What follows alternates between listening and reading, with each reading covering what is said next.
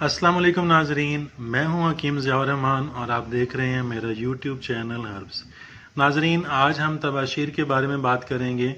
طباشیر بنسلوچن، اس کے مزاج کے بارے میں، اس کے خواص کے بارے میں اور طبی نسخہ جات میں اس کے استعمال کے بارے میں۔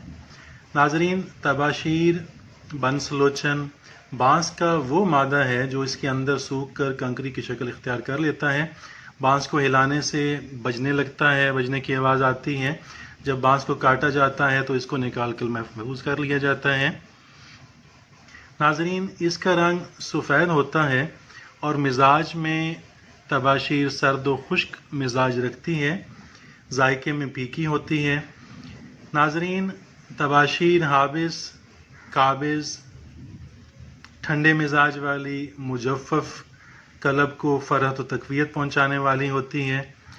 طباشیر دل کو تقویت و فرحت پہنچاتی ہے، اس لیے ہائی بلڈ پریشر کے اکثر نسخوں میں اس کو استعمال کیا جاتا ہے، گھبراہٹ کے نسخوں میں اس کو استعمال کیا جاتا ہے، خفقان کے اکثر نسخہ جات میں اس کو شامل کیا جاتا ہے۔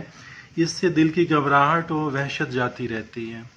ناظرین، طباشیر مقوی معدہ و جگر ہے، اس وجہ سے معدہ کے اکثر نسخہ جات میں اس کو شامل کیا جاتا ہے۔ معدے کی جلن کے لیے، معدے کی سوزش کے لیے، یہ معدے کی جلن کو ختم کرتی ہے۔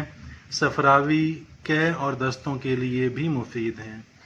ناظرین، طباشیر کھانسی، بخار، امراض صفراوی، خفقان، ایسا خفقان جو گرمی کی شدت کی وجہ سے ہو اس کے لیے، غشی کے لیے، منہ کے چھالوں کے لیے اور گرمی کے جریان کے لیے بھی بہت مفید ہے، اس کا خاتمہ کرتی ہے۔ ناظرین، منہ کے چھالوں کے لیے طباشیر اور سبز الائچی کو برابر وزن اگر پیس لیا جائے اور دن میں 3 سے 4 بار منہ کے اندر چھڑکا جائے تو اس سے منہ کے دانے، منہ کے آنے کو یہ بہت مفید ہے، اس سے آرام آ جاتا ہے۔ ناظرین، طباشیر کا سفوف دانتوں پر ملنے سے دانتوں کو مضبوط کرتا ہے، اس لیے اکثر منجنوں میں طباشیر کا استعمال کیا جاتا ہے، نسخوں میں شامل نسخہ کیا جاتا ہے۔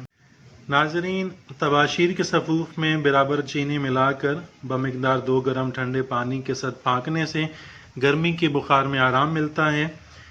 اتنی ہی مقدار میں طباشیر کا صبح و شام استعمال گرمی کے جریان کے لیے اور بواسیر خونی کے لیے بہت مفید ہے۔